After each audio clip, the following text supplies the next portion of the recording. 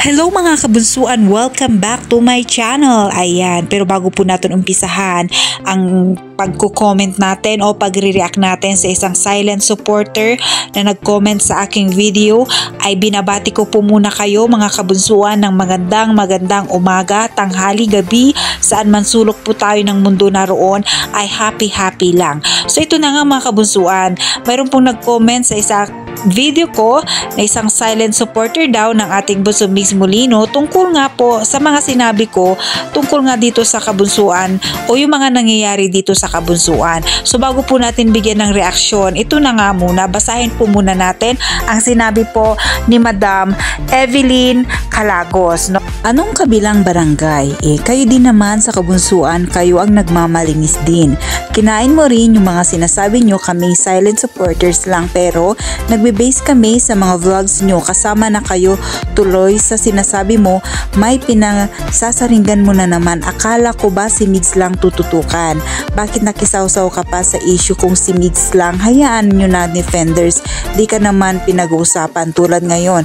Sa sinasabi mo, pag niribat ka, sasagot na naman kayo. Kayo din naman sawsawera. Kaya alam ni Migs ang tunay na nagsusuporta sa kanya.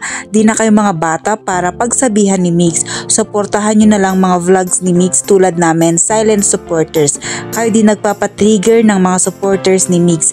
Hays, mema lang kayo. Tumigil na kayo. Huwag nang pansinin kung di naman kayo nag-i-issue, kaya nababanggit kayo kasi nagko-comment na naman kayo sa kakampi nyo.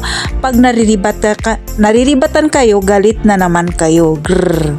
So ito nga po yung kabuang comment ni Ma'am Evelyn. Kung hindi ko po natin alam kung saan po siyang team, pero at least isa po siyang silent supporters. Well, Ma'am Evelyn, maraming salamat po sa pagsuporta ninyo sa ating Bunso Mix Molino. Pero ito lang po kasi masasabi ko dito po sa nangyayari nga dito sa kabunsuan, na masyado na po kasing malayo yung nararating natin dito sa kabunsuan, at marami na pong mga issue talaga na sinasabi nila na hindi naman totoo tungkol sa ating Bunso Mix Molino.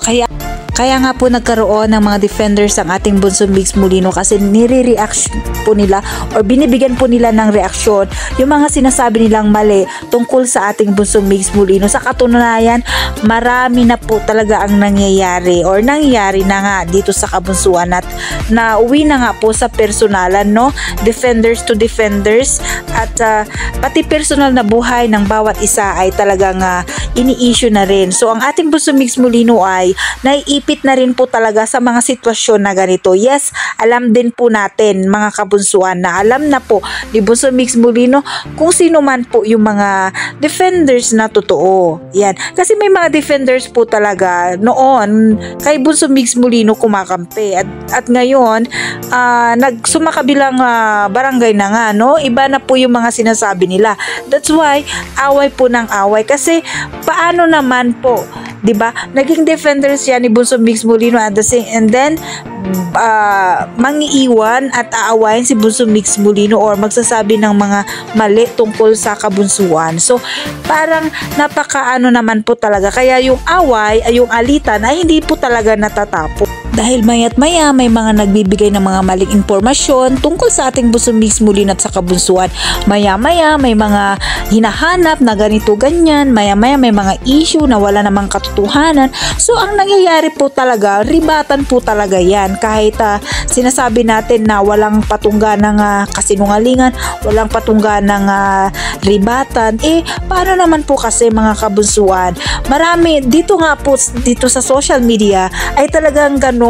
So ang ano lang po natin is wag naman po sana tayong magbigay ng mga issue tungkol sa ating Bunso Mix Molino kung hindi naman totoo.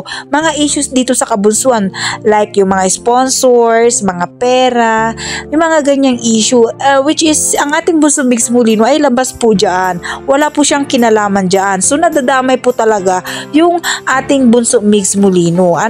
Kaya nga po mga kabunsuan, sa mga silent supporters, maraming salamat. At yan lamang po yung masasabi ko. Hindi po ako nagiging mema or basta ako ay nagbibigay lamang po ng reaksyon nga tungkol sa nangyayari dito sa kabunsuan.